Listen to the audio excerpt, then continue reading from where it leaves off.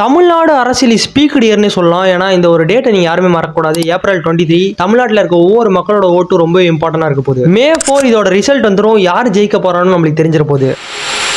எல்லா கட்சியுமே இன்னொரு கட்சி கூட கூட்டணி போட ரெடி ஆயிட்டாங்க. நிறைய கட்சிகள் சேர்ந்துட்டாங்க. இன்னும் சில கட்சிகள் சேர போறாங்கன்னு சொல்றாங்க. என்ன நடக்க போகுதுன்னு பார்க்கலாம். ஒவ்வொரு கட்சிகளும் அவங்களோட பவரை காட்ட போறாங்க. இந்த 2026 எலெக்ஷனை யாராலையுமே மறக்க முடியாது. அந்த அளவுக்கு ஒரு இம்பாக்ட் கொடுக்கக்கூடிய எலெக்ஷனா இருக்க போகுது. அதுக்கான காரணங்கள் என்னன்னா, ரீசெண்டா நடிகர் விஜய் எல்லாருக்குமே தெரியும். அவர் அரசியலுக்குள்ள வந்திருந்தாரு. ஒரு டிவிக்குன்னு ஒரு கட்சி ஆரம்பிச்சிருந்தாரு. அந்த ஒரு கட்சி முதல் முறையா அவங்களோட எலெக்ஷனை பார்க்க போறாங்க. இதுல அவர் ஜெயிச்சிட்டாருன்னா இது ஒரு வரலாறா இருக்க போது. அவர் சிஎம் ஆயிட்டாருன்னா அது இன்னொரு பெரிய வரலாறா இருக்க போது. அவர் இந்த எலெக்ஷன்ல போட்டி போறது ஒரு மிகப்பெரிய வரலாறா இருக்கு.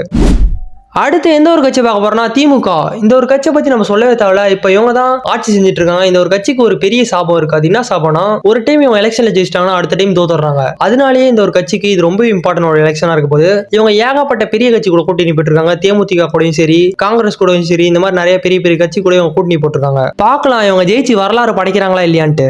அடுத்தது ஏடிஎம்கே. இந்த ஒரு கட்சியை பத்தி சொல்லவே தேவையில்ல. இந்த ஒரு கட்சி தமிழ்நாடு அரசியலோட ஒரு இம்பாக்ட் கொடுத்த ஒரு கட்சியா இருந்துச்சு. பட் இப்போ இந்த ஒரு கட்சி உடஞ்சி போய் நொறுங்கி கிடக்குது. இந்த ஒரு கட்சி ஜெயிச்சுன்னா கூட இதுவும் ஒரு வரலாறாகும். ஏன்னா இந்த ஒரு கட்சியில இனிமே ஸ்ட்ராங்கான ஒரு இது இல்ல. அதனால இனிமே ஸ்ட்ராங்காகி அவங்க வந்து இந்த ஒரு எலெக்ஷன்ல ஜெயிச்சாங்கன்னா உண்மையிலே இந்த ஒரு கட்சி ஒரு வரலாறு படக்கூடிய ஒரு கட்சியா இருக்க போகுது.